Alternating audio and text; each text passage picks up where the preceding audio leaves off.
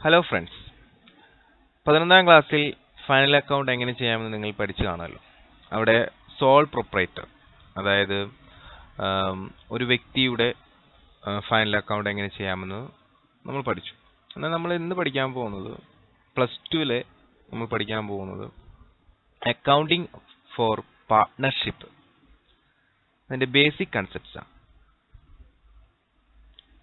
ഇവിടെ ഒരു വാക്കുണ്ട് പാർട്ട്ണർഷിപ്പ്. അതിനകത്തൊരു വാക്ക് കണ്ട് വേർഡ് പാർട്ട്ണർ. പാർട്ട്ണർ ആരാണെന്ന് നമ്മൾ ആദ്യം അറിയണം. നോക്കൂ, ഇത് എ എന്ന് പറയുന്ന ഒരു ആളാണ്. എ ഒറ്റയ്ക്കാണ് ബിസിനസ് ചെയ്തുകൊണ്ടിരുന്നത്. അപ്പോൾ എക്ക് എന്താണ് ബിസിനസ് സ്റ്റാർട്ട് ചെയ്തത്? ഒരു കാർ ബിസിനസ്, ഒരു കാറിന്റെ ബിസിനസ്. ഇത് കാർ പോലെ ഇരിക്കുന്നു, കാറാണെന്ന് വിചാരിക്കട്ടോ. അപ്പൊ എ എന്താണ് ഒരു കാറിന്റെ ബിസിനസ് സ്റ്റാർട്ട് ചെയ്തു. ഓട്ടോറിക്ഷ പോലെ ഇരിക്കണം അല്ലേ, എന്തെങ്കിലും ആവട്ടെ. എ കാറിന്റെ ബിസിനസ് സ്റ്റാർട്ട് ചെയ്തു. അപ്പൊ ബിസിനസ് വളർന്ന് വലുതായി. അപ്പൊ കൂടുതൽ ബിസിനസ് വികസിപ്പിക്കണമെങ്കിൽ കൂടുതൽ പണം ആവശ്യമായിട്ട് വേണ്ട. അപ്പൊ എയുടെ കയ്യിൽ അത്രയും പണം എടുക്കാനില്ല. എന്താണ് ഇത് വികസിപ്പിക്കണമെന്ന് ആഗ്രഹമുണ്ട്. അപ്പോൾ ബി എന്ന് പറയുന്ന ഒരാളെ കണ്ടെത്തുകയാണ്. ബി. ഓക്കെ, അപ്പൊ ബി പറയാണ് ഞാൻ തരാം പൈസ. ബിയുടെ കയ്യിൽ കുറേ കാശുണ്ട്, കണ്ടോ. അങ്ങനെ എയും ബിയും കൂടി ചേർന്നിട്ടാണ് പിന്നീട് ഈ ബിസിനസ് ചെയ്യുന്നത്. ഇപ്പൊ ഇവിടെ എയും ബിയും തമ്മിൽ ചേരാനുള്ള ഒരു കാരണം എയുടെ കയ്യിൽ പണം ഇല്ലാതെ വന്നതുകൊണ്ടാണ്. അതുപോലെ തന്നെ ബി എന്ന് പറയുന്നത് ഒരു വക്കീലാണ്, ലോയറാണ്. അപ്പോൾ ബിസിനസിന്റെ നിയമപരമായ കാര്യങ്ങളെ കുറിച്ചുള്ള അറിവ് ഫ്രീ ആയിട്ട് എവിടെ നിന്ന് കിട്ടും? ബിയുടെ നിന്ന് കിട്ടുകയും ചെയ്യും. അപ്പോൾ ഒറ്റയ്ക്ക് ഒരു ബിസിനസ് കൊണ്ടുപോകുന്നതിനേക്കാളും കൂടുതൽ ലാഭം വേറൊരാളും കൂടി കൂടെ ഉണ്ടെങ്കിൽ നമുക്ക് കിട്ടും, അല്ലേ? തീർച്ചയായിട്ടും ബിസിനസ് വലുതാകുമ്പോൾ അത്തരത്തിൽ ഒത്തിരി പേരുടെ സഹായം നമുക്ക് ആവശ്യമായിട്ട് വരും. അങ്ങനെയുള്ള അവസരങ്ങളിൽ ഒറ്റയ്ക്ക് ബിസിനസ് ചെയ്യുന്ന ഇൻഡിവിജ്വൽസ് അവരെന്താ ചെയ്യാന്ന് വെച്ച് കഴിഞ്ഞാൽ, ഒന്നോ രണ്ടോ പേരെ കൂടി കൂടെ ചേർത്തിട്ട് ബിസിനസ് എന്ത് ചെയ്യും? ഒന്ന് വിപുലീകരിക്കും. അങ്ങനെ രണ്ടോ അതിലധികമോ, രണ്ടിൽ കൂടുതലോ വ്യക്തികൾ ചേർന്ന് ഒരു ബിസിനസ് നടത്തിക്കൊണ്ടു പോവുകയാണെങ്കിൽ നമ്മൾ അതിനെ എന്ത് പറയും? പാർട്ട്ണർഷിപ്പ് എന്ന് പറയും. മനസ്സിലായോ? അതിനകത്തുള്ള ആ വ്യക്തികളെ നമ്മൾ എന്ത് പറയും? പാർട്ട്നേഴ്സ് എന്ന് പറയും. അപ്പൊ ഒരു പാർട്ട്നേഴ്സ് ആവുമ്പോൾ എന്താണ് പ്രത്യേകത? അവര് തമ്മിൽ ഒരു എഗ്രിമെന്റ് ഉണ്ടാവും. കാരണം നാളെ ഒരിക്കലും ബിസിനസ് ലാഭം കിട്ടുമ്പോൾ അത് പങ്കുവെക്കാൻ തമ്മിൽ തർക്കങ്ങൾ ഉണ്ടാവാൻ സാധ്യതയുണ്ട്. തർക്കങ്ങൾ. So to avoid the disputes അവർ തമ്മിൽ ഫസ്റ്റ് തന്നെ അവർ എന്തുണ്ടാക്കും? ഒരു എഗ്രിമെന്റ് അവർ ക്രിയേറ്റ് ചെയ്യും. മനസ്സിലായോ? പാർട്ട്ണർഷിപ്പിനെ എന്താണ് വളരെ നന്നായിട്ട് സ്മൂത്ത് ആയിട്ട് പാർട്ട്ണർഷിപ്പ് ബിസിനസ് നടത്തിക്കൊണ്ടുപോകാൻ വേണ്ടിയിട്ട് ഒരു എഗ്രിമെന്റ് ക്രിയേറ്റ് ചെയ്യും.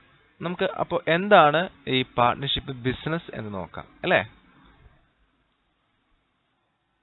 എന്താണ് ഈ പാർട്ട്ണർഷിപ്പ് ബിസിനസ് എന്ന് പറഞ്ഞു കഴിഞ്ഞാൽ, നമ്മൾ പറഞ്ഞു വളരെ സിമ്പിൾ ലാംഗ്വേജ് നമുക്ക് പറയാം. പാർട്ട്ണർഷിപ്പ് ബിസിനസ് എന്ന് പറഞ്ഞാൽ അത് എത്ര പേരുണ്ടാവും? രണ്ടോ അതിലധികമോ ആൾക്കാർ, 2 or more person. അവർ രണ്ടുകൊണ്ട് ഒരുമിച്ച് എന്ത് ചെയ്യുന്നു? ഒരു ബിസിനസ് ചെയ്യുന്നു. എന്താണ് ചെയ്യേണ്ടത്?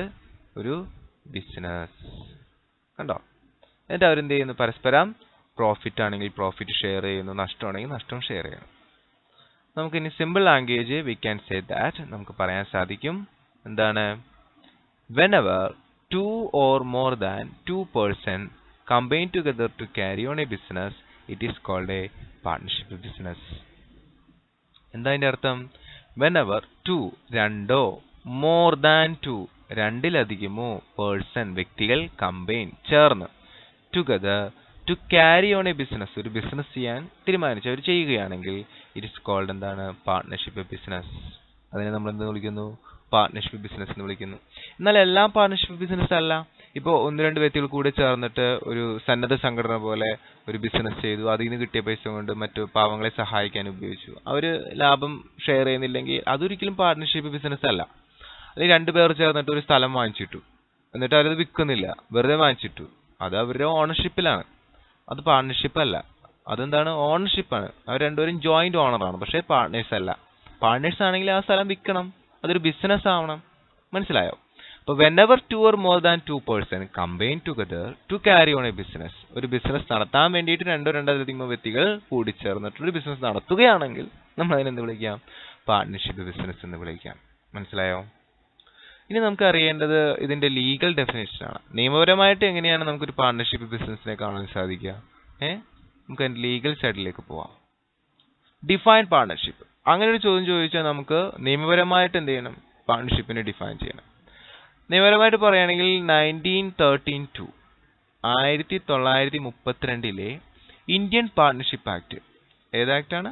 Indian partnership act, IPA, Indian partnership act പ്രകാരമാണ് നമ്മൾ പാർട്ട്ണർഷിപ്പിനെ ഡിഫൈൻ ചെയ്തിരിക്കുന്നത്.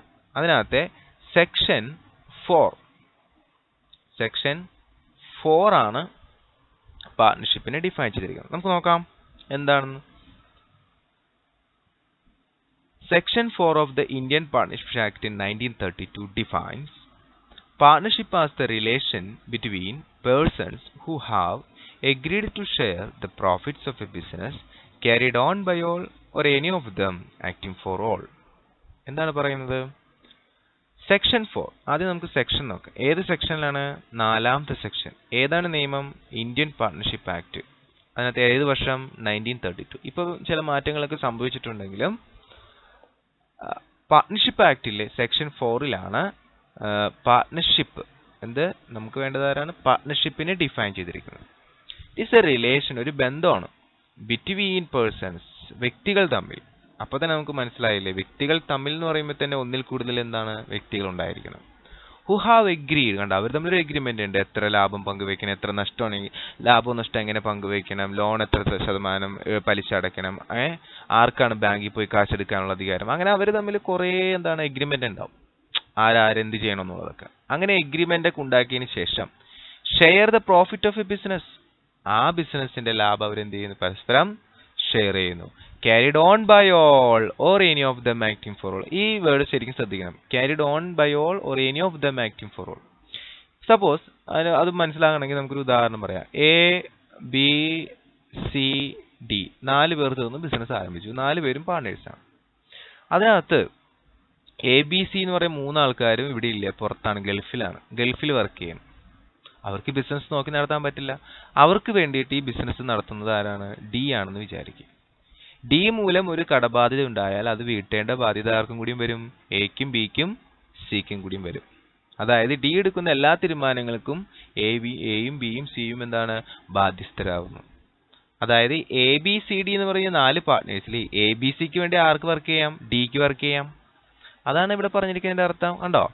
ക്യാരിഡ് ഓൺ ബൈ ഓൾ, എല്ലാവർക്കും ഒരുമിച്ച് വർക്ക് ചെയ്യാം. അല്ലെങ്കിലോ എനി ഓഫ് ദം, ആരെങ്കിലും ഒരാൾ, പാർട്ട്നേഴ്സിൽ ആരെങ്കിലും ഒരാൾ എല്ലാവർക്കും വേണ്ടി എന്ത് ചെയ്യാം? വർക്ക് ചെയ്യാം. മനസ്സിലായോ?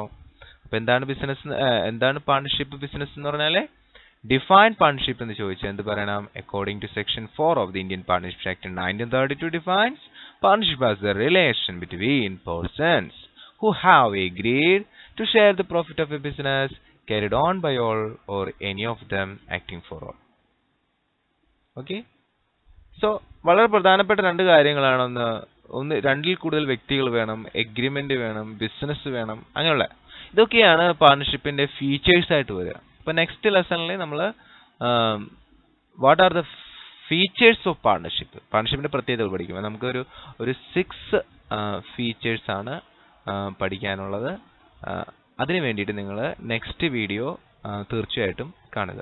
Thank you.